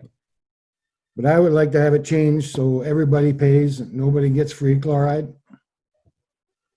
Because it's not fair to Nobody's getting free chloride right now. The townships pay and either charge their residents or don't charge their residents, depends on what the township wants to do. The county puts it on for the residents on the county roads, and that's paid through tax dollars that they pay to the county. So, and everybody pays tax dollars to the county, so from the perspective of what we do, when we pave the road, we don't charge the resident that lives along the road for that portion of the paving either. The roads in the county are for everybody in the county to use, so the township people ride on them, visiting people ride on them, city people go out and ride on them. So I don't see. So why do I pay for everybody else's? The county people, we put rock on our gravel roads. People from town drive on our gravel roads. What's the difference? Well, Greg, I think what Bob's getting at is that, we don't charge people for putting on gravel on the roads either. So it's a service that we're providing. And from what I understand, Brian, it's 62,000 or so we're spending on dust control for county roads, correct? Yeah, for last year, that 62,000, that's labor and equipment time along with material cost. Okay. A little under 50,000 worth of material cost. How much is the Yeah, township? so, and I guess I'll just. Put it on. What was that? What do you charge the county residents to put it on then? If it's $1 something a gallon, then what? Yep. So the county residents don't get charged anything directly. It's like was mentioned before, the taxpayers, pick up that. I would say a couple things. One is that whatever the board decides as far as charging, I'm okay with that. It's a board decision. There's a couple of different factors though between county roads and township roads. Township roads, a lot of them have, most of them have less than 50 vehicles a day on them. Most of them are down to 10 vehicles or less a day. County roads, we have county roads that are gravel roads that have over 200, 300 vehicles a day on them. A lot more traffic, a lot more dust. They're also classified, the majority of them are as minor collector roads versus local roadways. Higher level of service is generally provided on a higher classification roadway. So most of the county roadways are, they're that transition between the low volume local roadways to a collector roadway with the traffic's going to that, getting over to the major arterials and the busy highways. So it's a different classification of roadways. So as you go up a classification, you go from dirt to gravel to paved to multi-lane. So it's a service that we provide. Do we need to? Can we provide something different? Absolutely. If we don't put down chloride, we're going to get more pressure to pave them. That's a lot more expensive than putting down a little bit of chloride. So again, it comes down to whatever the board wants. There is one county that I'm aware of that does charge back individuals for chloride. They put a notice in the paper. Those individuals that want chloride, they need to provide a notice to the county that they want to get chloride put down, and they need to provide a check prior to the county going out and getting their quotes for chloride for the year. That takes some time to go through, but that decision could be made in the fall. Is it a inconvenience or cause some additional issues for us? Yes. Can we do that? Absolutely. Besides for that one county, I believe everyone else in the district provides chloride on the county roadways as needed without charging the residents. We are Like- a service too. What was I'd that, like- Teresa? What's that? That's one of our jobs as a county and townships is serving our roads. We are a service. Rather than charging them again for it, my feel. Well, then how come I don't get the service? You don't get the service? I'm a taxpayer. So you don't get chloride or you don't Yeah, get, but I gotta pay for my chloride. That's because your township is making you pay, right? it's your No, township. you don't have to get it if you don't want. Right. But it's the township, you know, like it's been discussed, the townships can decide whether they charge their residents or they pay for it out of their own budget. Wilmington pays $50 towards it. So Yeah. the county will pay $50 towards everybody's too.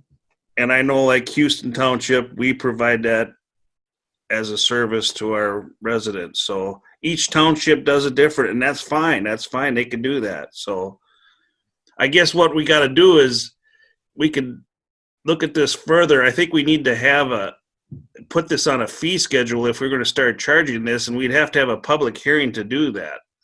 Well, let's get at it. So that'd be something we'd have to. Change for this year. It can't change right now for this year. It'll have to be for next year. Yep. So let's get working on that for next year. That'd be a good idea. That's $60,000 we're throwing out the door.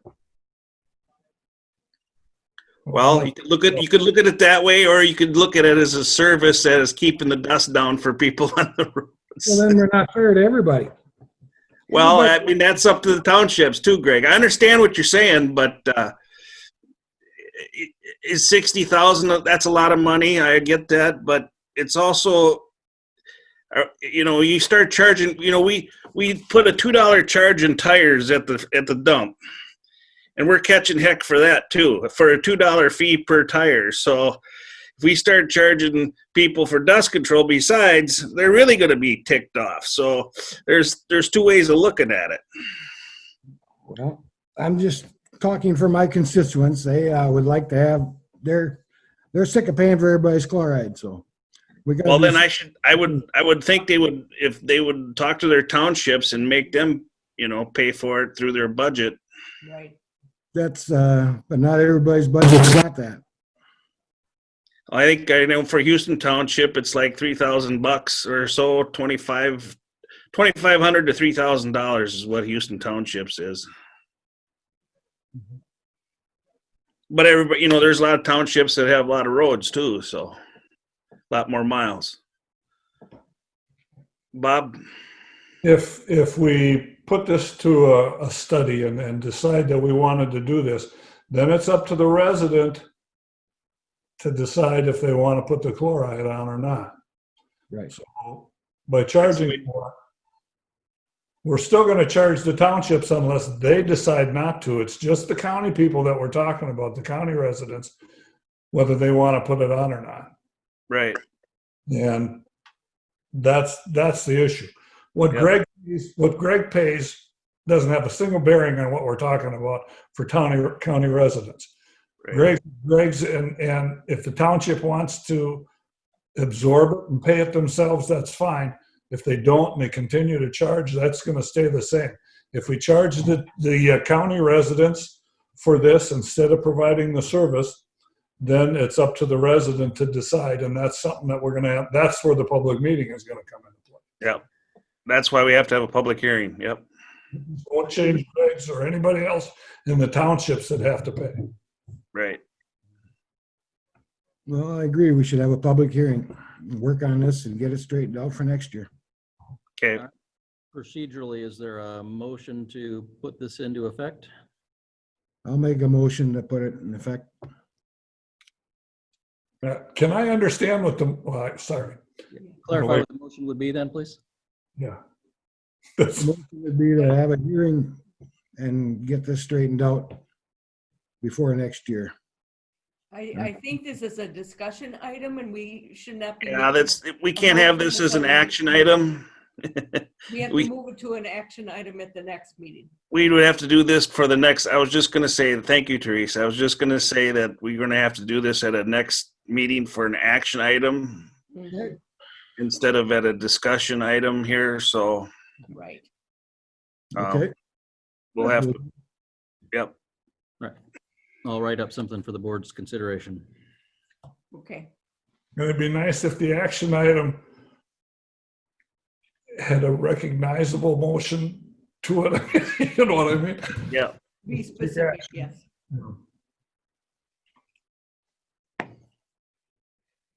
Moving on. Okay. Okay, that's all I had. All right. Thanks, Brian. Thank you, Brian. Okay, commissioner reports. We'll start with, let's start with Teresa. I only had one meeting last week and that was for workforce development and it was a meeting, a personnel meeting basically. And my regular meeting will be this Thursday along with EMS. But it was discussing, we have to set the compensation and they're thinking the workers 2% and the administrator would like 5%. But it's up for discussion on Thursday. Actually, they are one division and it's federally funded. We just have to approve it. So, but the thing is, they are probably the busiest of everybody because they're workforce development and there's a lot of people laid off. So I'll let you know the results of it next week. Okay. And yeah, the filing dates I got, that's good. Otherwise, that's about it. Bob, you got something? I was pretty lax on meetings last week, but Teresa and I did have that land meeting this morning with regard to, you know, various things going on. And Brian Pogodzinski did talk about, you know, the County 6 project is going to be going this summer, and the, you know, the permit request for the asphalt plant has come in to be in the quarry on County 6, the Abnett quarry.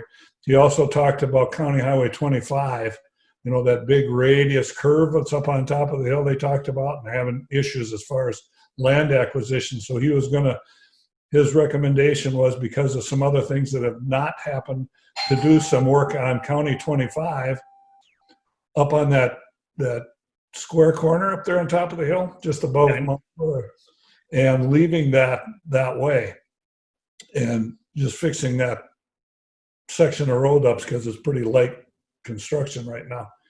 And it's just, it's too bad that we can't make that fit instead of fixing up the way it is, because I mean, a 90-degree corner is, in fact, you're almost curving one way before you go the other on that corner. But that's, I know I know this was brought up last fall. Brian brought it up to me because this is in my district, and I haven't heard anything about it lately. And we were going to have a meeting this spring, I was assuming, with the landowner on that and to talk it over. But I suppose because with this COVID-19 thing, it's probably not going to happen. But I guess I don't know. I see Brian's back on, so. Yeah, I've been doing other stuff, putting everything on mute and camera off. But yeah, so what's happening out here is when we talked about having a meeting this spring. We know that we have a resident out there that owns the land that was against realigning that roadway. selling land to the county. And then we had an adjacent property owner that, or not property owner, but the cemetery that had concerns about the realignment, how that would potentially impact semis instead of going off the road by the curve, going off the road into the cemetery and causing other issues there. We were hoping to be able to get both individuals satisfied because you won't be able to, I don't think, acquire the land without having both satisfied. But timing wise, we're looking at our project schedule, looking at asphalt price, where the asphalt quarry or where the asphalt plant's going to be set up this year. Budget wise, if we held off on doing something on County 25, we'll get around to it next year. The cost could be quite a bit more substantial to repave that 7.5 miles of roadway versus just getting it done now. So we're trying to save money in the long run for that. We don't fix that curve issue, which that's not a done deal, that we would be able to fix it anyway. If we tried to get that curve fixed this summer, we wouldn't be able to get it done in time. By the time we got land acquired, everything approved, got everything constructed before paving, there's just not enough time to do it at this point. So because of that, we feel it's best interest in the county to just go out there, repave it at a lower cost, leave that curve the way it is. The one good thing about that curve is that when people do go off the road, it's people are generally going slow. They're not, rolling over a ton of vehicles. It's slow off the road into a ditch, maybe need to get pulled back out. There hasn't been any severe accidents there. Not ideal, but budget-wise, we can get it in. We can still fix that curve later. The combined cost of fixing that curve later, along with paving now, would probably going to be similar to delaying the project on paving and doing it at once, because we're going to probably have a higher asphalt cost next year, plus the mobilization of the plant back in. So, I know the last conversation we had on this, I think I recall that the landowner was open to the idea, but he wanted to have a face-to-face meeting. And so, but yeah, we've had multiple face-to-face conversations, and I think what it comes down to more isn't that landowner isn't big time in favor of it, but he has said unless that cemetery agrees, he's difficult for him to support selling land to us without that cemetery concurrence. So that's fine. I think we could leave it the way it is. It's not I know it's a sharp corner, but it's it hasn't been a problem really. People know that road pretty well and know that there's a sharp corner. It's kind of confusing with the South Ridge Road there that they have the right of way to go, and the South Ridge Road has to stop. So, but it's not been a real accident-prone situation, but. Given the fact, I understand what you're saying, Brian, we have to move on with, as long as we get the blacktop, we might as well blacktop it and get it done while the plant there is right close. So. Yep. And we'll see how the bids come in. If the bids come in high, we can always reject the bids and continue to pursue realign that curve and pave it in another year. Okay. Thanks, Brian. Yep. Welcome. Anything else, Bob? Oh, Jack? I can't remember between work sessions and regular meetings now whether I discussed it at a public meeting or not, but EDA, Eric, was that? Yeah. We Last both, week? yeah. And I guess the main thing was that some businesses were offered the opportunity to delay their payments. And was it about 6 of them that took advantage, Eric? Do you remember? Yeah, I can't recall right now. I think it was something like that. Yeah. And then we discussed briefly whether EDA could offer any like grant money to businesses that were suffering, and that's at this point not in the cards. That the ability to do that isn't legal, I guess you could say.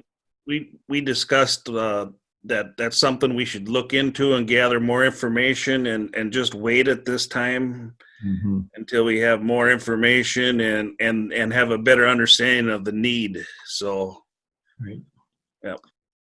And another meeting I had was Hiawatha Valley Mental Health, and mentioned that they have moved into their new Caledonia location. They're very pleased with how it looks, and hopefully it'll operate as well as they anticipate it will. The other thing that was mentioned at that meeting that was interesting is that Hiawatha Valley, not in our county, but in Winona, they have residential facilities, and they have implemented every employee must be tested when they go into those, and that includes the blood test, I guess, from what I understand. So, and they haven't received any pushback at this point, but very concerned because of the situation in Winona with the congregate living issues that everybody is aware of. Other than that, had a shack. What are they called, Teresa? Those meetings we're having? Virtual meeting anyhow, webinars. And really just passed on information that we all either hear from the governor every day or in the newspaper. So nothing of resounding significance. Bob? Just a question for you guys on the EDA. I know you can't give money to businesses that are struggling or anything, but does EDA get involved with promoting, to spend money on promotion of business? The reason I asked, when Dick and I were down talking to the guy that's making the sign for Botcher Park, he was making a sign for Rushford that it's like an 8x8 sign with an overview of the city of Rushford from Beacon or someplace. And it had all the different, it had the bike trails, the hiking trails, the snowmobile trails, the canoe aspect and whatnot. There's a great big sign that they're going to put up they're putting a bump, like 3 or 4 of them up in Rushford. But SHIP paid for some of it. EDA paid for some of it. Can EDA do something like that as far as support of business? I'm assuming they can because they did it for that Rushford deal, but I would think think so. there is, yep. And Allison put on that that job fair in the Crescent too. I mean, that's a promoting opportunity and businesses there too. So Mm-hmm. There's, Be a good question, Bob. in the budget. okay. what was that, Jeff? I was gonna say, there is a small percentage of the EDA budget for our promotion and stuff, but I don't know what that amount is off the top of my head.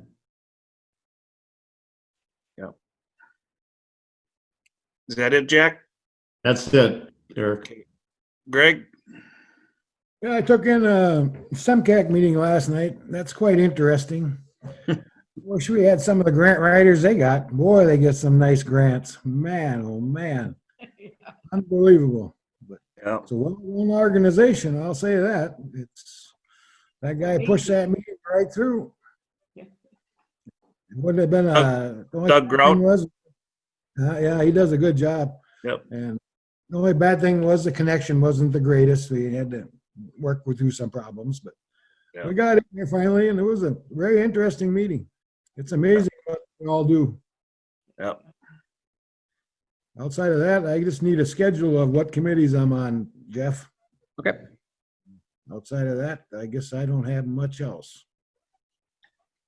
All I wanted to add on to is yesterday we had a Zoom meeting with Norm from Barrientos for the highway shop. Jeff's touched on it a little bit too. The proposal that for bids for a construction manager there were some things in there that we didn't want and some things we did want. So it was going to get readjusted, and Jeff said you had that that back already. Yeah, it looked like I got an email from him for just before starting the meeting, so I haven't looked at the document, but looks like I'll look it over, make sure it has the changes that we proposed, and then I'll push that out to the board. Yep, so then you guys can review that and look that over for our workshop meeting next week and have a discussion on that.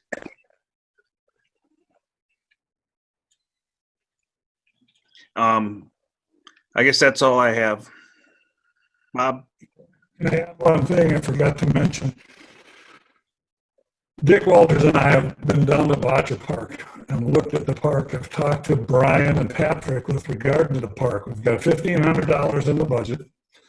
Dick got a SHIP grant for the sign and stuff as far as at the park.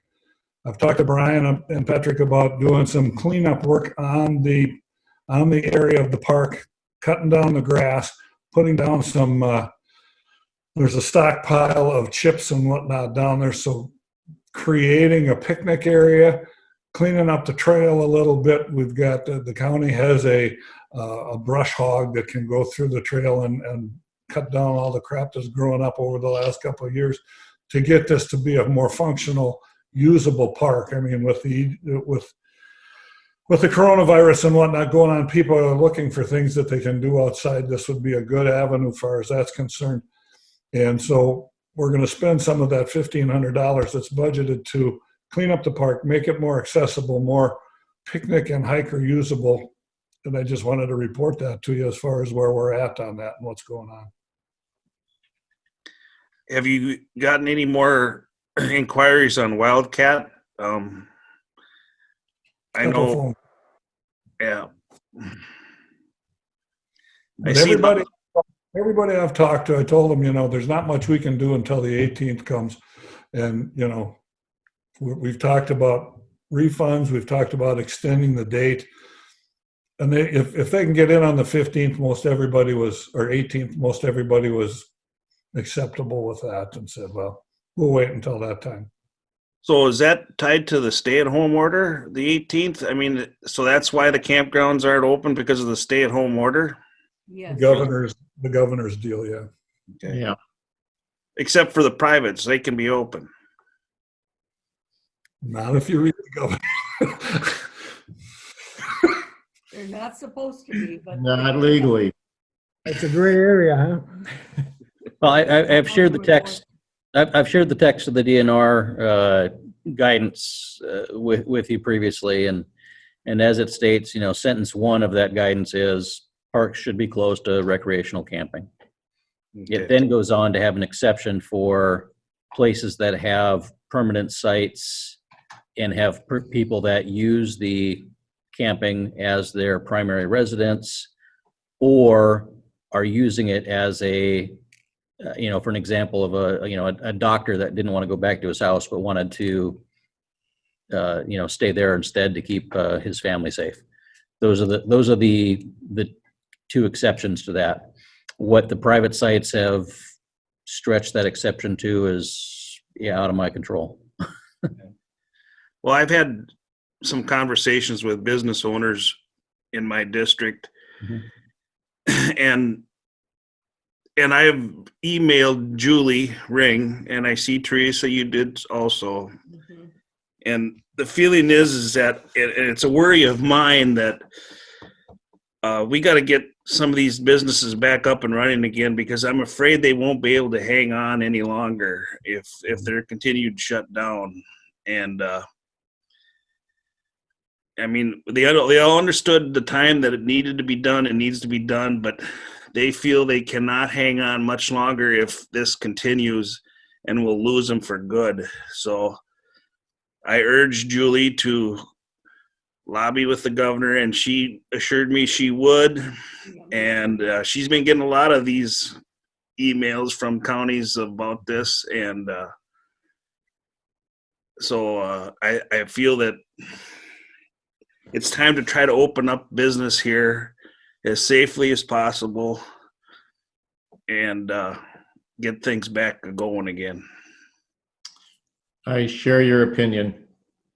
Yeah, I think we all do. I hung up last week and did it immediately, got hold of Julie. Yeah. Okay. Anything else? There Hey, is Joe. there is an AMC webinar at 11 o'clock on Thursday. I think you all got notice on it. I can't do it because I'm already at workforce and EMS, but I hope a couple can at least listen into the AMC perspective on that. And there will be time for questions. And there again, small counties need to speak up. Yeah. Curiosity question for Jeff. Who's 6886? That number down there. That, I think, was one of the Bowers when they dialed in. Might still be on the line. Let me see if, well, Just a curiosity. yeah, I guess when we come to the last public hearing or public comment, I'll, if we're at that point, I guess, Yeah. I can unmute them and see who it is. So, caller at 6886, who's on the line? This is Randy Mill. I was just listening to your conversations today and everything and hoping that you were going to discuss a little bit about what's happening with Wildcat. Okay. I don't know if we answered your questions then, or if you still have other questions. Yeah, you did. Yeah, we're still in a holding pattern. It's being handled by a higher force. Yeah. Hoping to get y'all out there and enjoying the park as soon as we can. Do it safely for everybody. I appreciate that. Thank you. Yeah, if it was up to the county, from my perspective, I would like to see it getting open because it's what's better to be outside in the camping situation with family. I think it can be done safely, but right now our hands are tied right now, but doesn't mean that we're not thinking about it and lobbying for it, so. This is Mary Mel.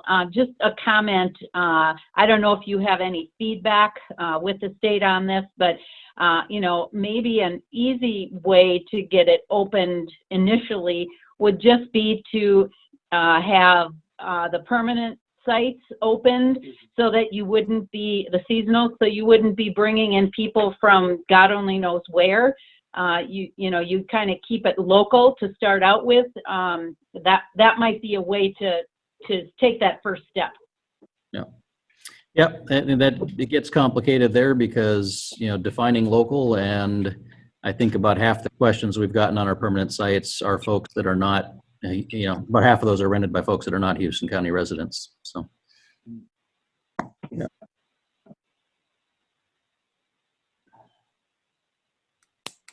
We will still look into this, though. We'll, and I'm sure we're going to get some guidance from the governor on this pretty soon. So, Thank you. thank you.